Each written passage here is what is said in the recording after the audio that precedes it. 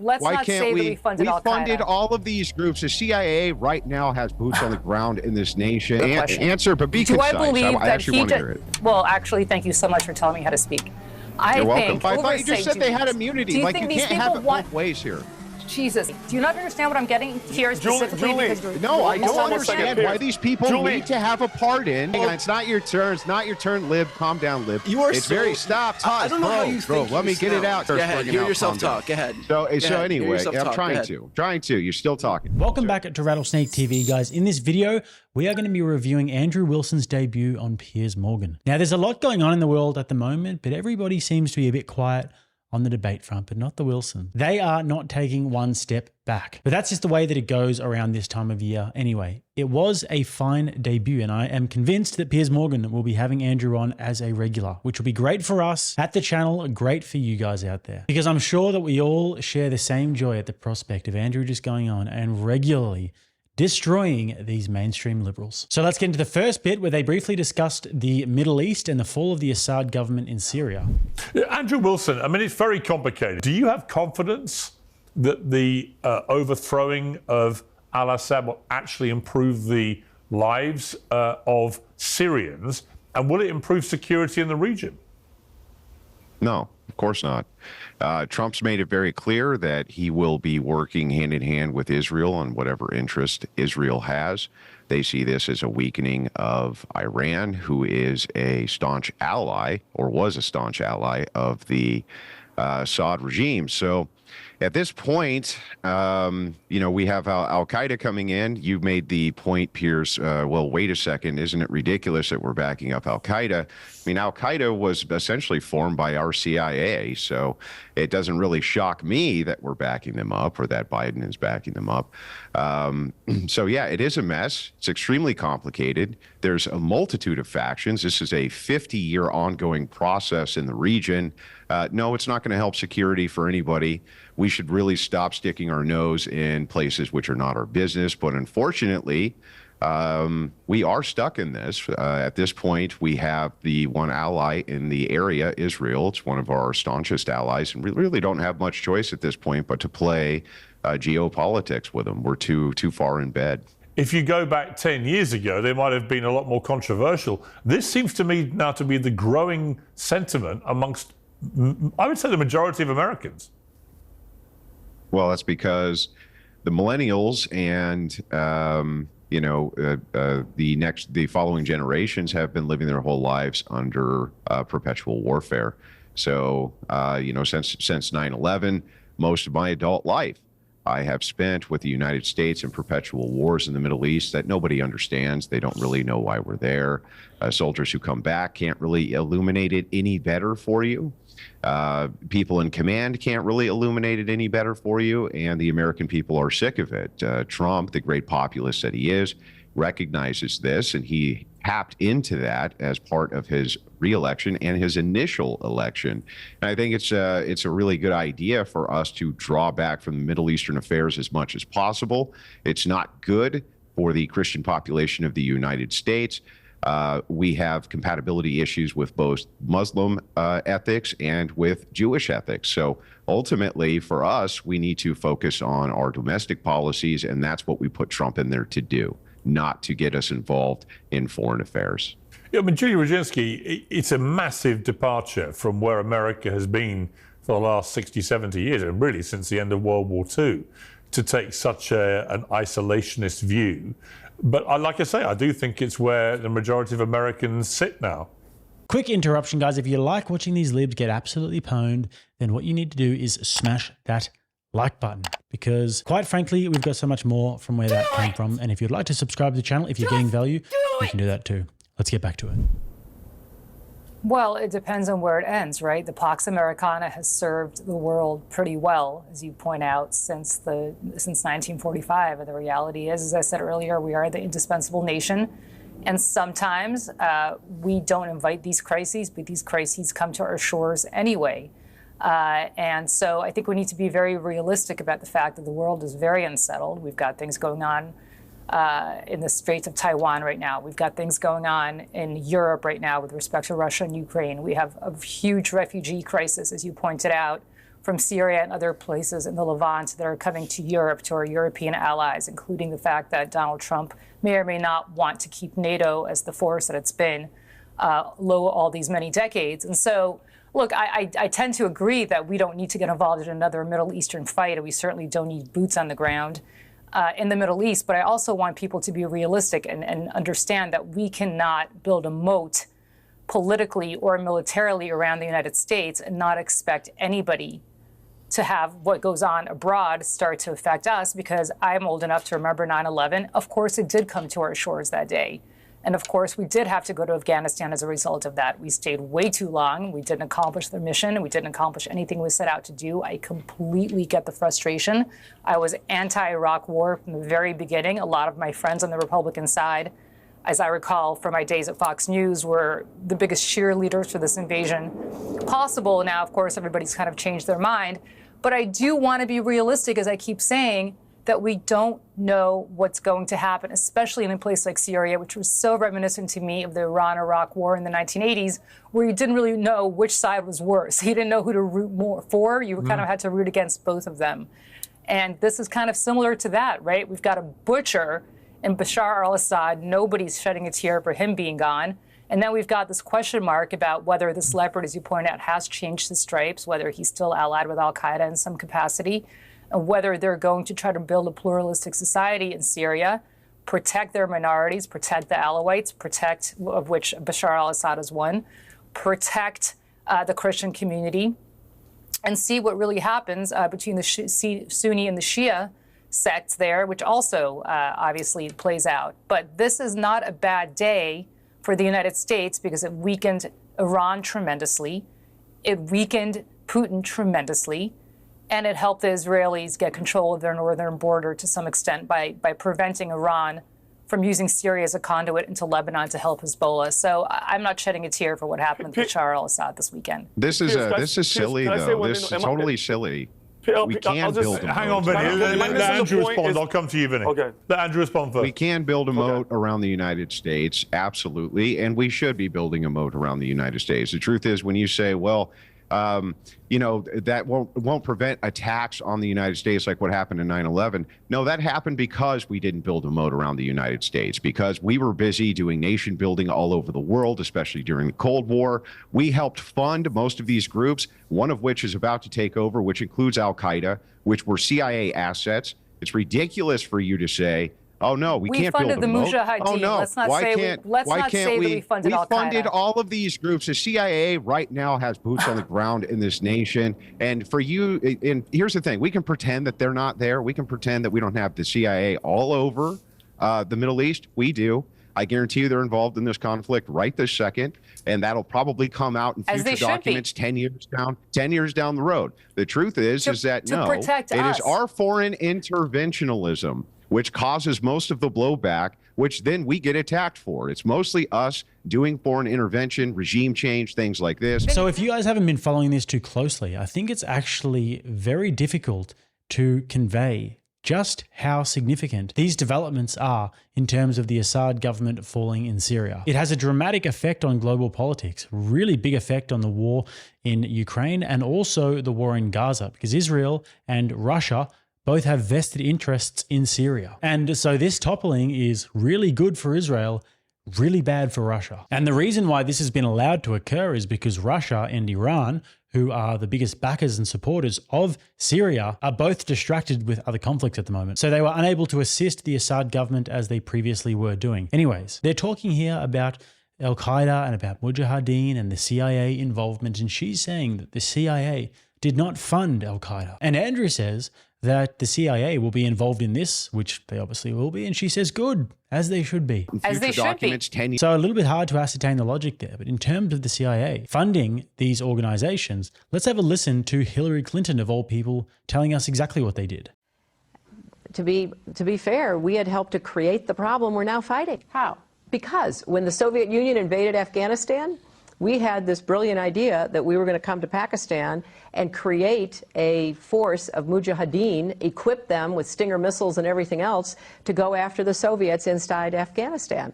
And we were successful. The Soviets left Afghanistan, and then we said, great, goodbye, leaving these trained people who were fanatical in Afghanistan and Pakistan, leaving them well armed, creating a mess, frankly, that at the time we didn't really recognize. We were just so happy to see the Soviet Union fall, and we thought, okay, fine, we're okay now. Everything's going to be so much better. Now you look back, the people we're fighting today, we were supporting in the fight against the Soviets. And then after this, Al-Qaeda and other extremist organizations were formed from the Mujahideen and were created through this funding and backing. And the Middle East has not seen a day of peace since. And it's definitely not to just say that it was all America's fault, because they certainly have some problems of their own over there. It's more to just say that the United States shouldn't be getting involved in that mess, and neither should any other Western country for that matter. But to suggest that the Pax Americana, which refers to a period of relative global order and stability attributed to the United States being the global power, to suggest that's caused peace and stability, I mean, sure, maybe if you live in a Western country, but I'm sorry, and I wish this wasn't the case, but the Middle East, it has been an absolute disaster for them. And also, it's been terrible for Libya, for example. And then as a byproduct of that, it's also been horrible for Europe because of the mass migration crisis that has come from the Middle East and that has come from Africa. So I really doubt that history will view this as some sort of a period of peace and stability. But anyways, we'll move on now to the Democrats just desperately coping about the Joe Biden pardons. But what I would say, Brian, it does seem extraordinary to me. I mean, my issue with Joe Biden pardoning his son is not that as a father I don't understand why he wants to stop his son going to prison. It was the blatant lying by him and Karine Jean-Pierre from the White House podium, which I thought was so damaging to his legacy and to the reputation of his administration. The fact that Biden may be moving to give people blanket immunity against any possible crimes they committed for many years, I think is outrageous, don't you? Piers, I think that if you're not looking at it in the context of why it's being done, then you're just ignoring reality here. The reason that Biden has to consider preemptive pardons for people like Adam Schiff and Liz Cheney is because Donald Trump is storming into office by assembling a Justice Department and folks around him in the legal community who have promised to enact Donald Trump's retribution. But what if they've That's committed why crimes? He's doing it. What Let's if not they've pretend that committed it's crimes? happening in a vacuum here. Yeah, but Brian, what if they've committed crimes, genuinely, like Hunter? What if they have committed crimes? If Adam Schiff has committed crimes, Yeah. he hasn't. There's no suggestion that he has. How do you know? Because how do Then you why know that pardon he him? has? I Then mean, why pardon it's him? Then ridiculous. why pardon him? Why pardon him is because why Donald pardon him Trump if he hasn't will committed usher crimes? in, because Donald Trump's FBI director is coming into office with an enemies list. Why wouldn't you? Oh, you're saying they're going to manufacture crimes against Schiff? Is that what you're saying? You're saying that they're going to manufacture crimes against Schiff? Does that even make sense to you? If there were any crimes, does that even make sense to you? If there were any crimes against Adam Schiff, then they would have brought them up at any point unto this point, but they haven't. And so Then Donald why Trump pardon him? knows Then that why because- pardon him? Yeah. Then why pardon him? Makes no sense. Your logic is totally flawed here. Makes no sense. It's not flawed. The can reason answer to that pardon question. him. Okay, Julie, let me bring in Julie. If you can answer it, answer it. I can answer that question because Donald Trump went to meet the press yesterday and said point blank that he thinks that the January 6th committee committed crimes. What crimes? did. I don't know. Maybe doing their due diligence. Stop. Maybe doing their due diligence oversight. we have got And as that clip. members of Let's play that. Congress, I'll tell you what. They have. Let's play that. Stop. Julie, hang on. They have immunity. Hang on, Julie. I want to play the clip. So we can, the point here. Yes. Let me play the clip again so we know exactly what you're talking about. We played it early, but we'll play it again. This was a committee, a big deal. They lied. And what did they do? They deleted and destroyed a whole year and a half worth of testimony. Do you know that I think those people committed a major crime. Sir? And Cheney was behind it. Well- and so was Benny Thompson and everybody on that committee. We're going to. For what they did, Yeah. honestly, they should go to jail. Yeah, So what I mean, the hell look. is he talking about? So there's no. So let's just preface this. None of that is true. None of that is true. How do you know Just out of because he interest? says it doesn't make it true. How do you know? How do I know? Because do you know? I would assume that because his Assumptions lawyers are a very would have dangerous filed a thing when it motion. comes to His fact gathering. I'm answering your question. saying that Donald His Trump's lawyers Justice would have Department is filed- going to manufacture evidence of crimes, or I aren't am you? sa- Because if Can they're I not, answer you the have question, no or do you want to reason to keep pardon interrupting these me? people. Well, you're not really answering the question. You're going on a diatribe. Well, you're not letting me answer. You're not letting me answer the question. Answer, but be concise. I actually want to hear it. Okay. Well, actually, thank you so much for telling me how to speak. You're welcome. That Donald Trump just sent a very big message to Pam Bondi as to what he expects. And he expects her to start and to Kash Patel to start investigating these people. Whether they get indicted or not, it doesn't matter. It is expensive, it is consuming, and it becomes a huge pain in the you-know-what to be investigated by the federal authorities. And that is the message that he is sending. Like the Russian collusion. He knows full well that there is nothing that's been destroyed, because had it been destroyed, his lawyers would have filed a motion. Yeah, but Julie, I would say to you, they were not in a position where they could investigate hang on. They were not in a position to do that. What is being mooted is that there are going to be blanket immunities against any crime that may have been committed, which does, I'm afraid, prompt the question, what are they hiding? Why are you so scared? If there's literally nothing there, well, first if of none all, of they're them not did taking anything them. wrong, Do you see Liz Cheney why do accepting you it? need blanket immunity? Because you have a Justice Department that was just told in very clear terms by Donald Trump to the people that he's putting in there, whom he considers to be his loyalists, that he believes that these people committed crimes by investigating him. That is what they're looking into. Not that they might have smoked pot back in 1974 in college. Why would you need a pardon Not that they for might that, have though? driven drunk in 1983. For what? Yeah, but why would you need a Why do you pardon need a for pardon? that? It makes no sense. So if Trump, even if Trump is nobody wants to hang on. Let me ask the question. Even if it were the case that Trump wanted to open an investigation as to whether or not there was foul play during the previous administration's investigations of him, why in the world would this require a pardon to these people? That makes no sense to me at all. Because why would there be a requirement of a because pardon? why do these people need to spend hundreds of thousands of dollars in legal fees on dealing with BS, which is part of their oversight duties to have done? We don't know they if were it's members BS. of Congress. We haven't investigated they have it yet. What are you immunity talking to do about? this. So we just can't investigate Excuse me, anybody we do because know it could be because bad. it is part of their. No, we don't know. It is part. Listen, do you understand how it works? Have you ever worked on the Hill? Because I can tell you, they have immunity as senators and Congress people to do their oversight responsibilities. There is Well, I thought you just said literally a second laws ago in the that there's going to United be hundreds of thousands of dollars in legal fees. Now you're backtracking because on that? of course you'll have to go because you're going to have to go hire lawyers to be able to prove that this was part of their Well, I oversight thought you just said duties. they had immunity. Do you Like, think you these can't have people it both ways here. Jesus, do you understand how this works? Yeah. You have to get a lawyer to go to court to tell a judge. Okay, so then all of this. So they don't you have obviously immunity? don't understand how it works. You obviously. I'm sorry. Do you not understand what I'm getting here specifically? Julie, because you're. No, I don't Hold on one second, understand why Piers. these people Julie. need to have a pardon, because they might be investigated for potential crimes they may have committed. Can I and tell you you say they have something? nothing to worry about can I tell you because there were something? no What are the- crimes. what are the then why do you need the crimes? pardon? It makes They no have- sense. No, but Brian, hang on. And you- Again, don't all talk at once, please. Brian, you say, what are the crimes? That's the point. We don't know, and we may You're never know. you're looking for crimes because Donald Trump is looking for crimes because he doesn't like Liz Cheney and the fact that she did No, he oversight. genuinely But to believes Julie's she's broken. exact point, He to genuinely Julie- believes here's the she's point. committed crimes.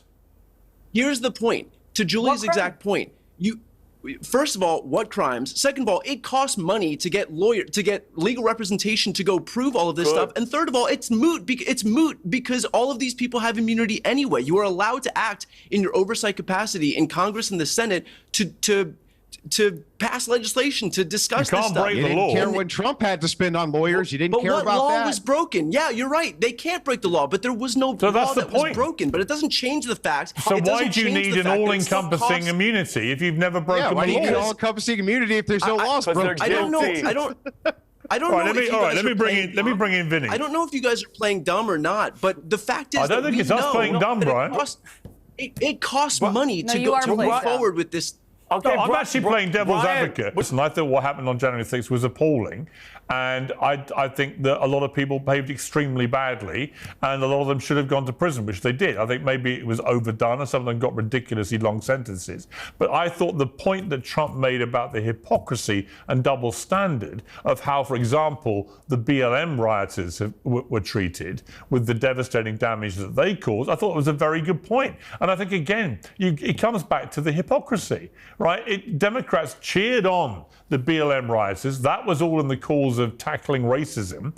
But here you have people who believe they were standing up for democracy. I don't agree that they were right. They shouldn't have been doing it. Democrats But there was cheered a on the double. BLM Julie, hang on, Julie. There was a double but- standard. There was a double standard in how the different types of protesters got treated. There was. Piers, if you're suggesting that Democrats cheered on BLM rioters, No. which They gave them Democrats cheered on entire cities BLM to rioters? destroy. What? They gave them whole cities to crazies destroy. on the They left cheered cordoned on them BLM off. rioters? And you're saying the Democratic Yes. Party cheered them on? Yes. Really? You're saying Absolutely. that? You're saying Now, that every- Jeffrey, hang on, and you're listen, saying that I'll Nancy answer to this. Pelosi Let me- cheered on Yes, let me people answer who to were it. rioting Yes. and looting during Yes. the Black Lives Matter Yes. They were saying it was a Yes, peaceful that's what I'm protest. saying. Show You're me. delusional. Show me. You're Show me delusional. where Nancy Pelosi at the time was saying that. Show All right. me where Not just- show me where Joe Biden the or Nancy entire Pelosi or Kamala Democrat- Harris the or entire anybody else Democrat was saying establishment Too that. busy getting on her knees. So the great thing about having Andrew on the Piers Morgan podcast and really getting a cat amongst the pigeons here is that obviously he's a really good debater. But more specifically, he does this thing that the people on the Piers Morgan show and in the mainstream don't really necessarily tend to do. And that's actually listen really closely to what your opponent is saying and then dismantle their logic. I mean, normally the people on this panel, and especially the libs on this panel, are really not the brightest bulbs, so it should be light work for him. And normally what these shows tend to turn into is people just having a screaming match and trying to get their clippable moments and trying to get their viral moments and trying to win the debate in this short period of time. But actually, if you can listen to what your opponent's saying and be really clinical and deliver your message in a really concise way, then I think that that's a lot more impressive. So anyways, the cope continues now and this lib gets a little bit of a slap around when Andrew does a little bit of gloating about the new president. When I watched Trump go into Notre Dame, every eye was on him. He has superstar power. I saw it myself when he first got elected in Davos, when all the world leaders were down there. The moment Trump came in, it was pandemonium. He is the biggest star on the world stage by a country mile. And there's something about America right now getting its swagger back, which I can tell you in a country like mine, where it feels like the opposite is happening, a lot of people are like, you know what, whatever you think of Trump, whatever comes out of his mouth, all the usual stuff, I quite like the confidence that America now seems to be exuding.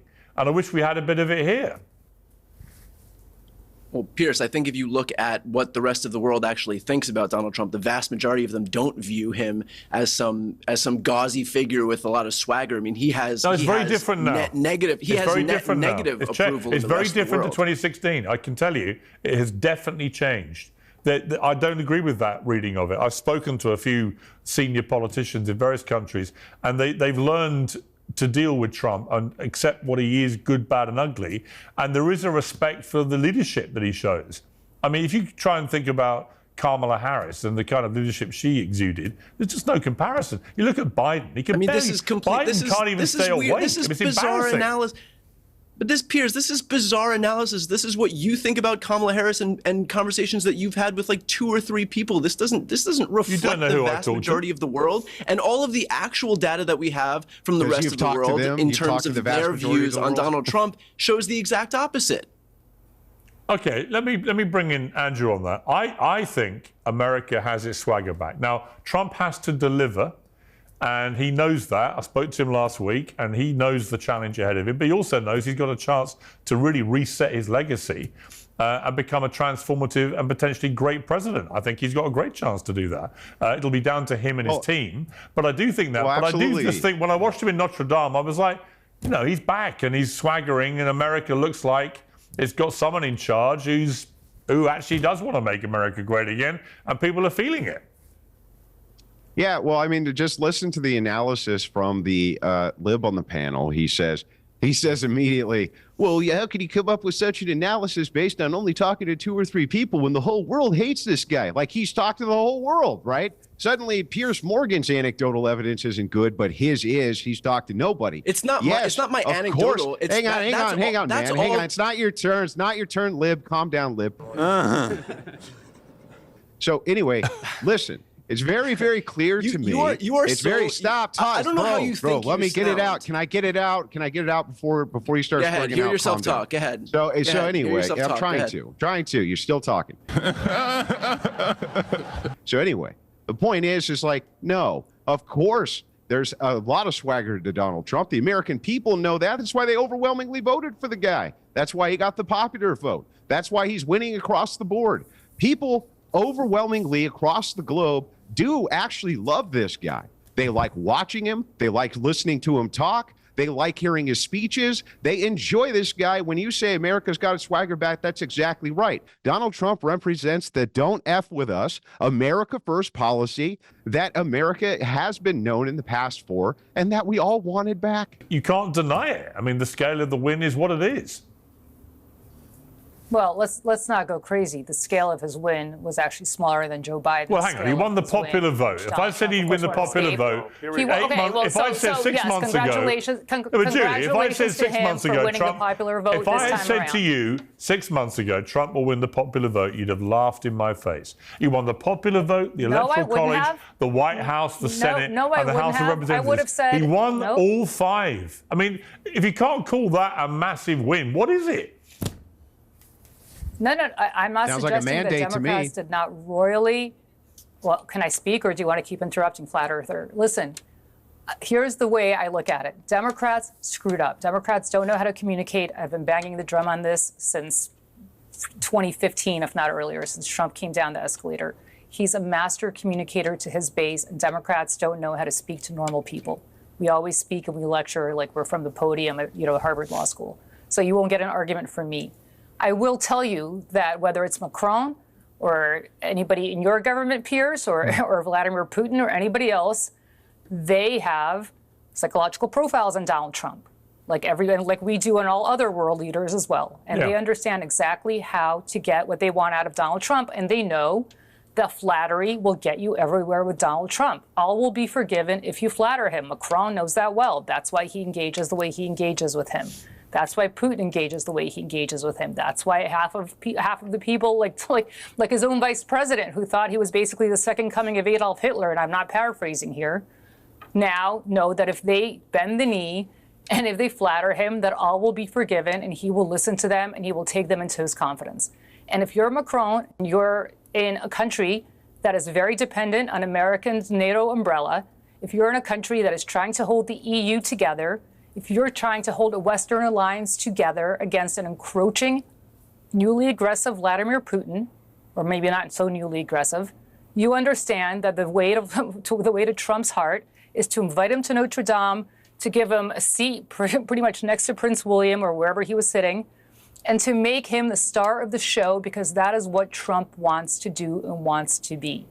So this is not a surprise to me. It's a smart move by Macron to do that. It's a smart move by Xi to do that in China. And look, he all of a sudden went from threatening to nuke North Korea to becoming best friends with the North Koreans because the leader of North Korea decided to flatter him. And what did North Korea? Okay, but what did North Korea, China, or Russia do on Trump's watch in his first 4 years? What did North Korea? Nothing. What did they do on Trump's watch? What did they do? Are you suggesting? Well, they didn't need to do anything because, I'm just saying, you're saying his technique of actually having civil relations with these people is wrong and damaging. North Korea developed. Where's the evidence it didn't work? North Korea continued to develop missiles. China continued to develop its military they did that under Biden. for potential attack on They Taiwan. did that under Biden. And all under Biden. Well, that's the point, isn't it? They've all carried on doing exactly the same under Biden, who has the complete opposite way and says they're all enemies. So a great debut there by Andrew. He did extremely well. And he destroyed them so badly that she had to resort to calling him a flat earther. Ooh, really offensive stuff. And not even little Brian laughed. But to be fair, he was probably still licking his wounds and trying his hardest not to be back in the firing line after being silenced in just the funniest way. Quiet lib, stop talking. Next time I want to hear Andrew say silence lib, and I want to see them heed that call. I want him to say silence lib and just see the reaction. So anyway, guys, love to see it. Not one step back for the Crucible. So with that, guys, If you haven't checked out the Reality Base store, you can do so just below. Most Base merch in the entire world, bar none. If you'd like to like the video, that would be appreciated, and subscribe to the channel if you haven't already. And also, if you'd like to watch another video, maybe one of the Wilson specials, you can click right here. Till next time, I'm Jake. This is Rattlesnake TV, keeping you armed and dangerous.